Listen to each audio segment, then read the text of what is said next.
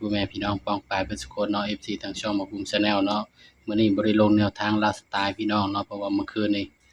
กระดาษเบิดเนาะพี่น้องเนาะก็เลยบ่ได้ลงแนวทางให้พี่น้องเนาะก็ต้องขอโทษขออภัยเนาะครับเนาะที่บ่ได้ลงแนวทางให้เนาะพี่น้องเนาะเพราะว่าเมื่อคืนนี้กระดาษมันเบิดเนาะพี่น้องเนาะได้ลงแต่2ลาวเนาะ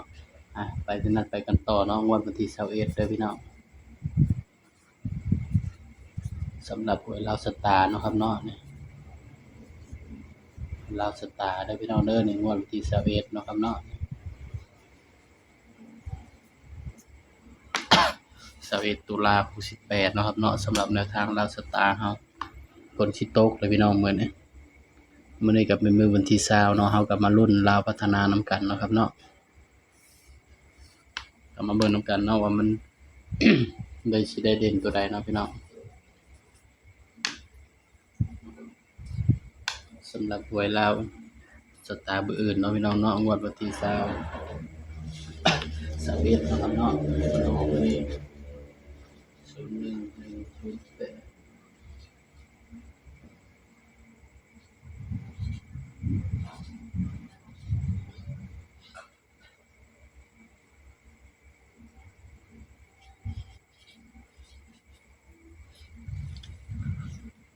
สำหรับเด่นเบอร์อื่นเนาะบ่าวให้เด่นไปที่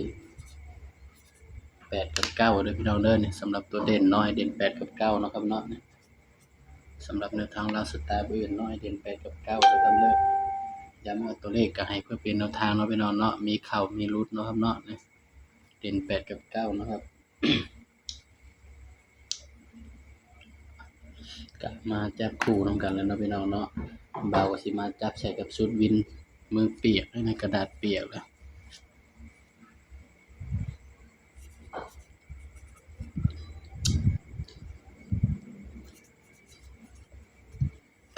นี่เนาะสิเอามาวินใส่กับชุดนี้เนาะครับเนาะนี่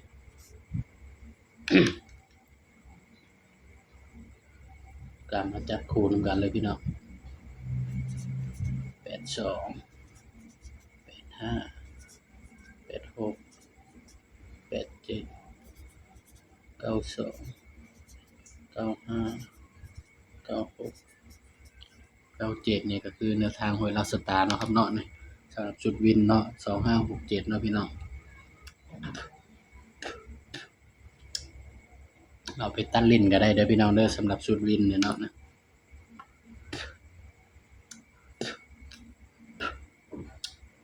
สำหรับเด่นเบอร์อื่นเนาะให้เด่นไปที่9เด้อครับเนาะนะสำหรับแนวทางลาวสตาร์บ่าวให้เด่น9เด้อพี่น้อง